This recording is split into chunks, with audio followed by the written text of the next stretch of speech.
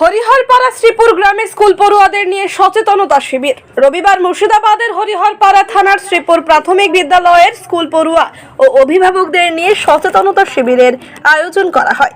মুর্শিদাবাদ জেলা আইনি পরিষেবা কর্তৃপক্ষের পরিচালনায় পিএলভি মতিউর রহমানের সহযোগিতায় সচেতনতা শিবির। সামনেই আসন্ন লোকসভা নির্বাচন, অন্যদিকে চৈত্র মাসের শুরু থেকেই জেলায় বেড়েছে তাপমাত্রার পারদ, ফলে বন্ধ হয়েছে স্কুল পড়ুয়াদের একাংশ ভিন রাজ্যে কাজের উদ্দেশ্যে চলে যাচ্ছে।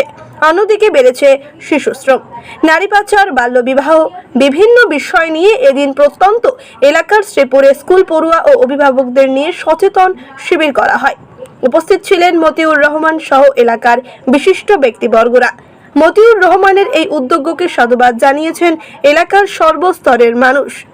হরিহরপাড়া থেকে জাব্বার শেখের রিপোর্ট, চেতনা নিউজ। তাদেরকে নিয়ে আপনারা কি প্রোগ্রাম করছেন? আজকে মুর্শিদাবাদ জেলা আইনি পরিষেবা কর্তৃপক্ষের পক্ষ থেকে আমরা আজকে একটা অ্যাওয়ারনেস প্রোগ্রাম করলাম। প্রোগ্রামটা হচ্ছে আজকে প্রত্যেকটা স্কুল বন্ধ, মানে ছুটি অনির্দিষ্টকালের জন্য তাপ প্রবাহের কারণে। এই পরিস্থিতির ওপর দাঁড়িয়ে আমার চোখে যেটা পড়েছে সেটা হচ্ছে কেউ আইসক্রিম বিক্রি করতে যাচ্ছে ছাত্ররা, খুদে পড়ুয়ারা, এবং কিছুজন চায়ের দোকানে চা দিয়ে বেড়াচ্ছে।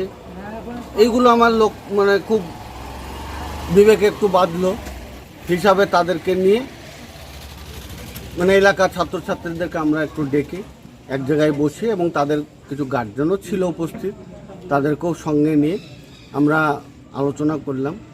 তাদেরকে বললাম যে এই পড়াশোনার স্কুল ছুটি থাকলেও পড়াশোনাটা বন্ধ করা ঠিক হবে না, হিসাবে পড়াশোনাটা যাতে ঠিকমতো করতে পারে এবং তাদেরকে গাইড দিতে হবে। গার্জেনদেরকে আমরা সেভাবে সচেতন করার চেষ্টা করলাম, এবং আমরা বিভিন্ন ছাত্রছাত্রী বাইরে যাতে পরিযায়ী শ্রমিক হিসাবে না চলে যায়, এবং নাবালিকাদের মানে পড়াশোনা বন্ধ থাকলে অনেক সময় তারা বিভিন্ন কুকর্মে জড়িয়ে পড়তে পারে, সেই দিকে লক্ষ্য রেখে তাদেরকেও আমরা বোঝানোর চেষ্টা করলাম।